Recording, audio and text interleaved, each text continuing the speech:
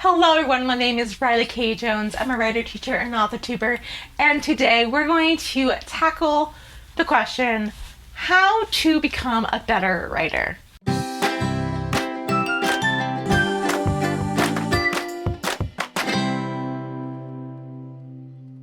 So this is a question I'm sure so many of you guys have out there of just how do I become better? You may have been in the querying trenches and realizing like, hey, like my stories aren't being picked up, or you're just genuinely curious on how you can improve as a writer overall.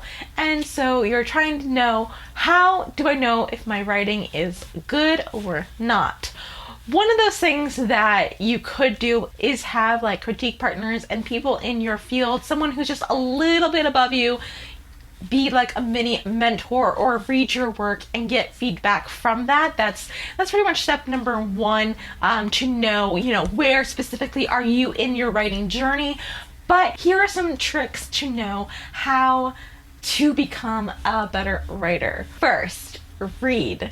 Yes, I know that's super vague. That's like, yes, Riley, we know that we need to read, but no, in all seriousness, reading is huge. When I was in high school, I did more writing than I did reading. Even in college, although I read a lot of classics and read a lot of things for school, I did not read very much. I'm actually reading more now as a post-college graduate than I did in high school and college, because I thought, but I want to spend my time writing. Why would I spend reading time when I could be writing, and I want to improve my writing? But the importance of reading is so beneficial because you can learn so many different things from so many different writers, different styles and ways, phrases of words, and how they're communicative and how it all works together. And it's seriously like the best way to become a better writer is to read.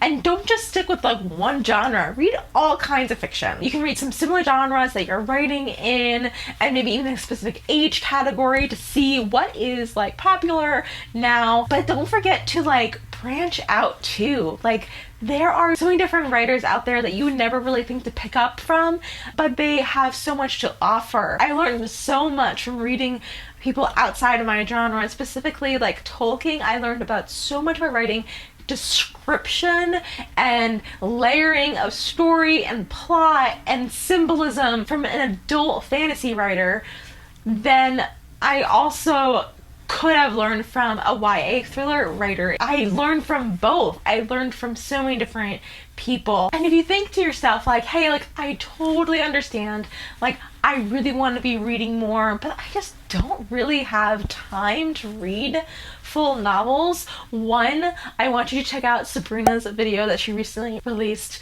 on reading schedule and why we as adults don't feel like we have time to read, or even just like as 21st century people, like why we don't have time to read, and is that true and stuff like that. Check out that video. If you feel like you don't have time to read full-length novels all of the time, then I challenge you to read some short stories, because short stories, they get the job done with the storytelling process.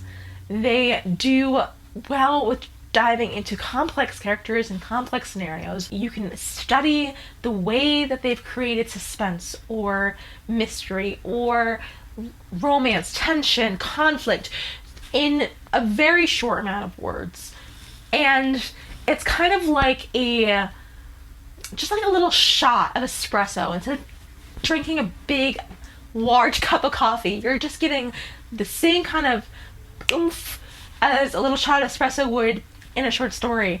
They really know how to use like details and suspense, symbolism, imagery, all of that in like one little single story, sometimes spanning 3 paragraphs to, maybe 3 or 5,000, 10,000 words. So some of my all-time favorite short story pieces are, not in order, Ambrose Bierce, An Occurrence at Aldgate Bridge, The Monkey's Paw, Sherlock Holmes stories like The Speckled Band, Ray Bradbury pieces like The Pedestrian and One Summer Day, The Story of an Hour, To Build a Fire, Lamb to Slaughter, A Good Man's Hard to Find, A Jury of Her Peers, The Yellow Wallpaper, Young Goodman Brown, and any other Allan Poe pieces like The Telltale Heart.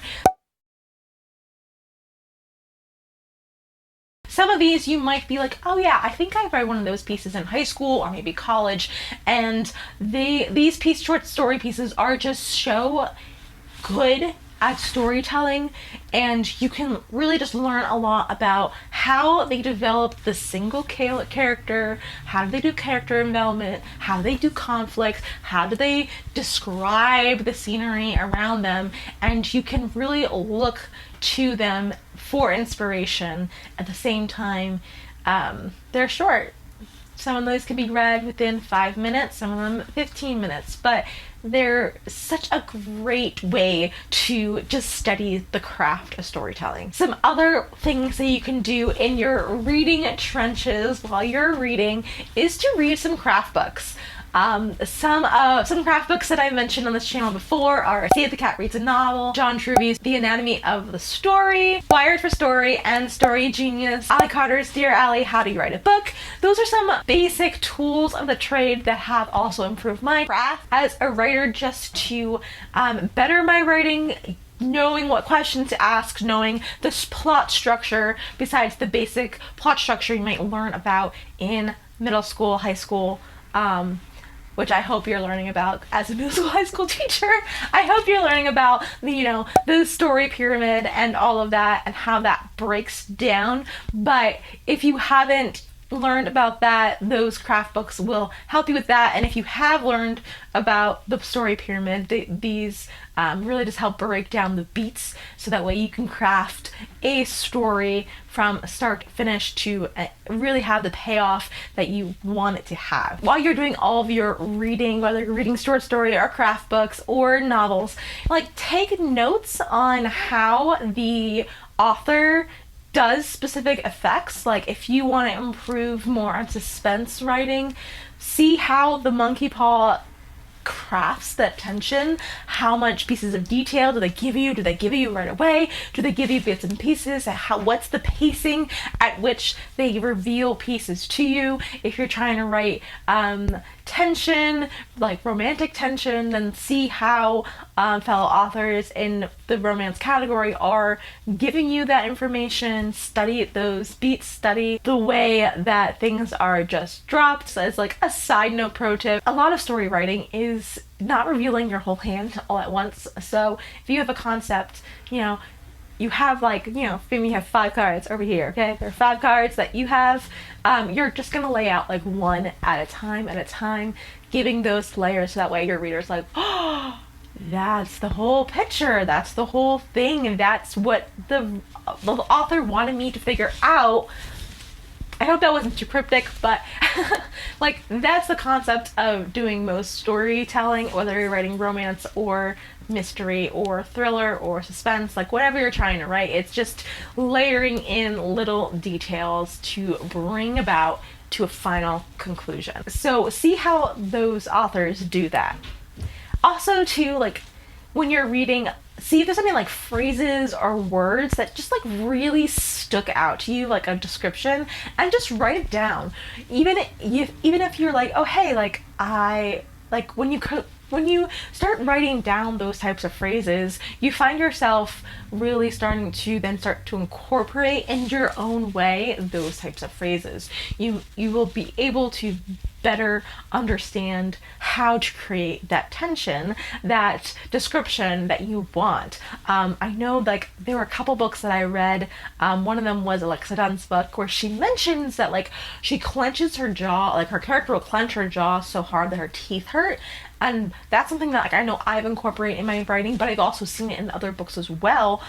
Just like that type of a description I would have never really thought about until I paid attention and wrote it down later.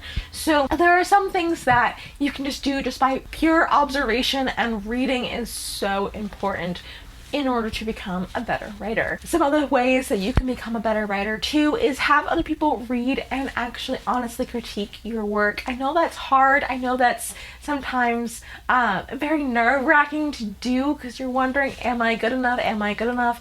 And the answer might not be what you want to hear, but keep an open, honest mind. have a teachable spirit. Find someone who can coach you, whether that is an actual teacher or a peer or maybe a friend who also enjoys writing. I know sometimes that's hard to do because I know in my writing journey, it took me a long time to like find that person.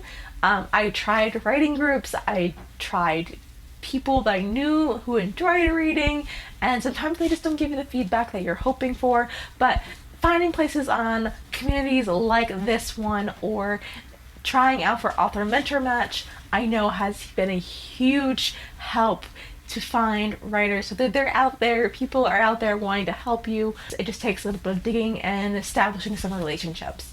So all in all, how to become a better writer? Read. That's my advice for you today. Thank you guys so much for watching, and if you guys have any other questions on how to become a better writer, let me know in the comments down below. If you like this video, please make sure to give this video a nice big thumbs up. It lets me know that you like videos like this one, and if you haven't already, click subscribe. I release all new videos on all things writing and reading every Thursday. Thank you guys again so much for watching. Keep writing, keep reading, and stay creative. Bye!